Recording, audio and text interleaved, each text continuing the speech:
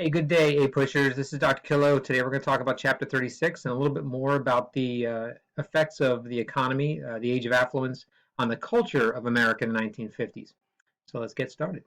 So we talked before about how there was the baby boom and then also a move to the suburbs. Well, during the 1950s, as you can see here, it says by 1960, a quarter of the houses built in America had been built in the 1950s. In 10 years, we built a quarter of all the houses in America. So people are moving to the suburbs. Well, think about that. What's happening to the houses that are in the cities, the ones that were built all around 1900 with the new wave of immigration coming in?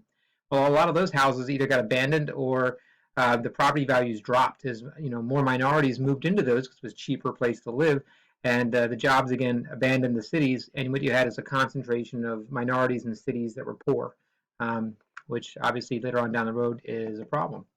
So we also have this technological innovations in the 1950s that occur where everything gets smaller.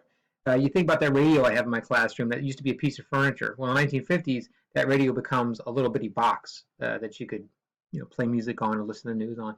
So there was some massive technological innovations. A lot of that technological innovation occurred because of World War II.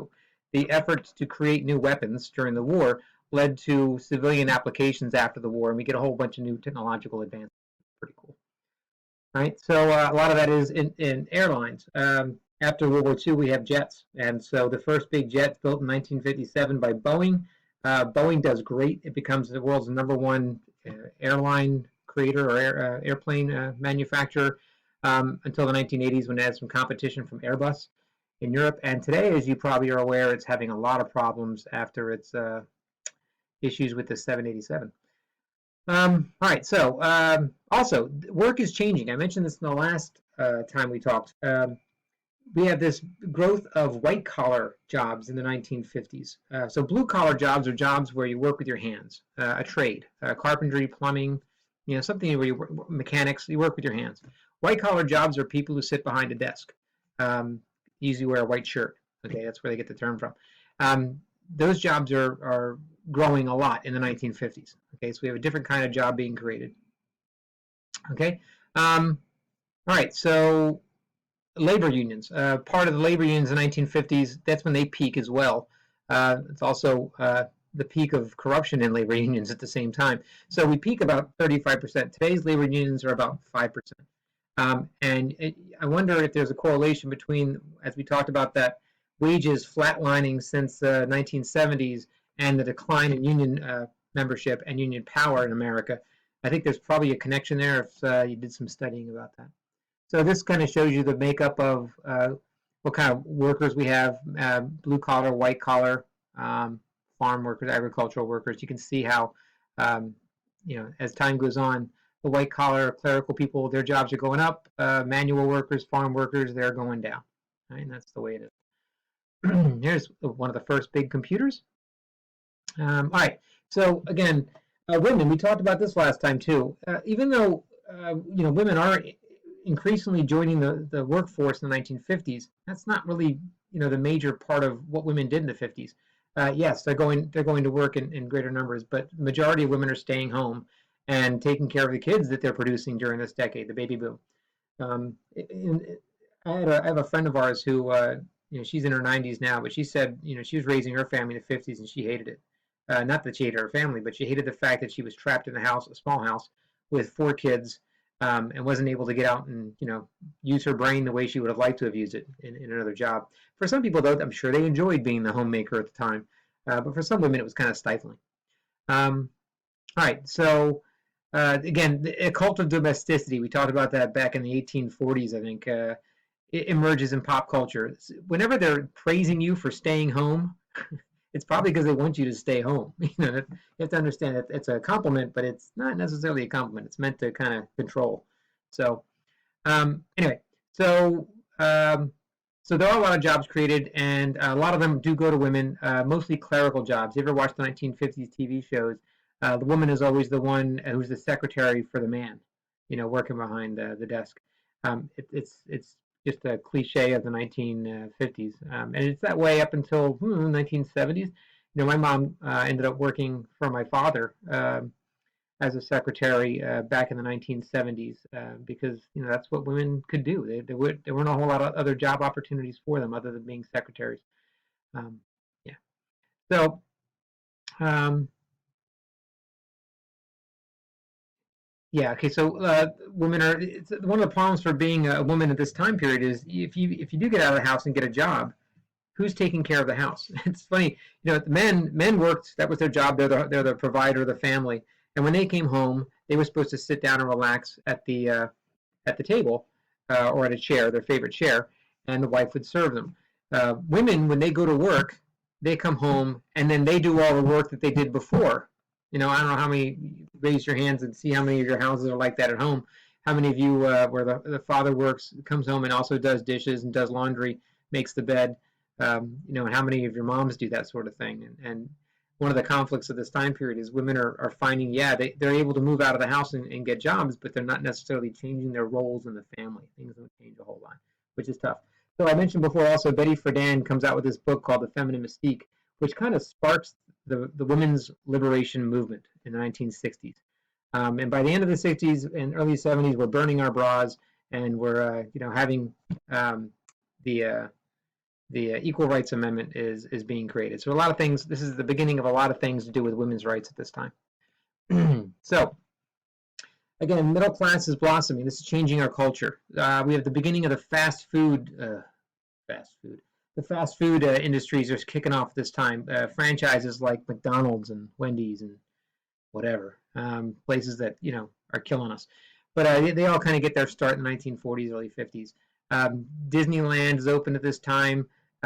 Television, television comes out late 40s actually. Television actually invented in 1927 because of the Great Depression and World War II. It gets scrapped and doesn't really get, manufactured for public consumption until the late 40s. In 1950s, it takes off. By the end of the 50s, everybody's got a television in the living room. It's just the way it is. If you watch the Good Night and Good Luck, the beginning of that movie starts with a monologue by Edward R. Murrow where he talks about the dangers of television.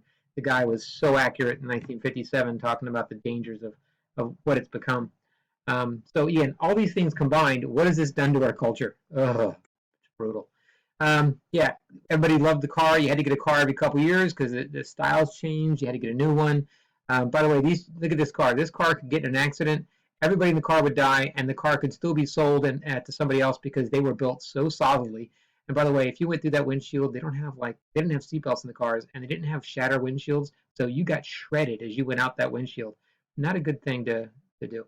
All right, so this is the percentage of women in the workforce over time. So you can see in the 1950s it starts to go up. Peaks around 2000. What's up with these millennials? Are they not working anymore? Are they just staying home taking care of the kids? Maybe they've learned that the benefits of taking care of families is, maybe sometimes that outdoes the extra income you have. I don't know. Could be. This is a closer graph of the increase of women working in the field during the 1950s itself. Look at this place.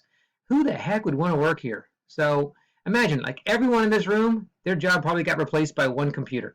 But that was the 1950s, the way it is. Yeah, the old McDonald's hamburger places, not too many are built like that anymore. I think there's one up in Bethlehem. If you ever go to Bethlehem, right in the middle of town, there's a McDonald's that looks just like that. Otherwise, you don't see them too much anymore. Right, so again, this idea of consumerism. 1950s, people aren't going to the movies. They've got televisions. Why go to the movie when you got a television? Religion finds a new way of spreading the word. Televangelism. In the 1950s, you had people like Billy Graham, who was very respected, just died recently. But then you had people in the 1980s like Jimmy Swaggart and James Baker who were just ripping people off. That's unfortunately, TV gave some of the unscrupulous religious people a chance to go out and just take advantage of people. But that kind of begins in the 1950s. Sports. Yeah, people are sitting on the couch watching sports. That really worked out well. One of the nice things about this shutdown that we've had in this country thanks to coronavirus is that I haven't really missed sports. I mean, I'm a sports fan, but I found other ways to occupy my time. Hopefully you guys have too. I don't really miss it that much. But go Flyers. Anyway, okay, so getting back to consumerism. Yeah. So what the sports teams are also, remember we talked about people moving from the Northeast to the South and the West to the Sun Belt, they called it. Our sports teams follow them. Remember, the Brooklyn Dodgers are now the Los Angeles Dodgers. A lot of teams moved to the South and to the West during this time period. Popular music. Rock and roll, of course, is the music of the 50s. But it's important to understand that rock and roll is a protest music. It's nonconformist music. It's not your elevator music that you had in the 1950s, the big band stuff of the 1940s. It's promiscuous. It talks about subjects that are off limits. Um, that song "Will You Still Love Me Tomorrow?" What's the message there? What are they trying to say? If you look into the words, you might be kind of shocked by some of the songs in the 1950s. But the way they danced, Elvis Presley shaking his hips. You're going to see a picture of him in a second. But it was the music of protest. It was a music of nonconformists. In the 1950s, it was a silent generation. We talked about everybody was the same except for the beatniks. They did their thing, which was mostly jazz, and they did the way they dressed and the way they acted. But the people who also rejected the conformity of the 1950s were the greasers, the ones with their greased hair and white T-shirts and leather jackets, and they smoked cigarettes and they rode motorcycles. That whole group. That's a protest movement, actually, a nonconformist group. Marilyn Monroe and sexuality becomes a thing in the 1950s.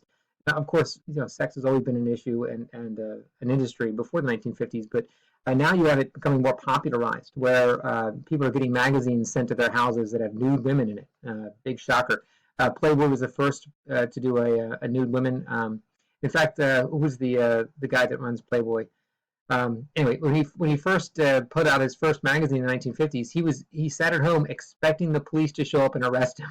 It didn't happen, but it was the beginning of a big career for him. Marilyn Monroe, not so much because she has problems later on down the road. There's Elvis. Look at him. Boy, like a ballerina standing on his toes. It's pretty cool. But again, if you watch Forrest Gump, the idea of shaking your hips was seen as obscene to a lot of people. And a lot of moms would not let their daughters watch Elvis Presley because of the way he moved. In fact, when he was on the Ed Sullivan Show, they would not film him below the head because they did not want to show him gyrating his hips the way he was, because people were offended by that. Oh boy. Okay. So also, again, the mass spending culture that we had in the 1950s. People actually had credit cards in the 1950s. Before we had credit in the 20s. But it was kind of like you had to go to the store and they kept your name on a thing and whatever. In the 1950s, you actually have a credit card where you start using that the way we do today. But again, some people are put off by all this consumerism we have in the 50s. We have people writing books like The Organization Man, The Man in the Gray Flannel Suit, The Affluence Society. You're going to see when we watch Pleasantville, there's all the guys, all the men, they have the same outfit, the same hat, the same suit. They all come walking home from work at the same time, carrying their briefcases. They all look the same. That's kind of a homage to this book, Man in the Gray Flannel Suit, where all the men did the same thing. They all looked the same. Nobody did anything differently. So again, that's a little bit of the culture of the 1950s. I got this question for you to answer. Thomas Friedman called the baby boom generation the grasshopper generation because they consumed domestic products voraciously. This consumption, although it was seen in the 1950s, as a product of American ingenuity, hard work, and God's was it God's reward? God's blessings for His chosen people. Today it is seen as the beginning of a lifestyle that has led to incredible environmental damage. So my question to you guys is: can America and the world continue to consume the way we're consuming in the 1950s? Is it our birthright, as some people believe? Or is it something that we need to change? How are we going to change it? And as your generation, what are you going to do differently in your generation to make that happen if you believe it needs to happen? So give me a little paragraph or two on that, and that'll finish our little lesson for now. Thank you very much, folks. Catch you later.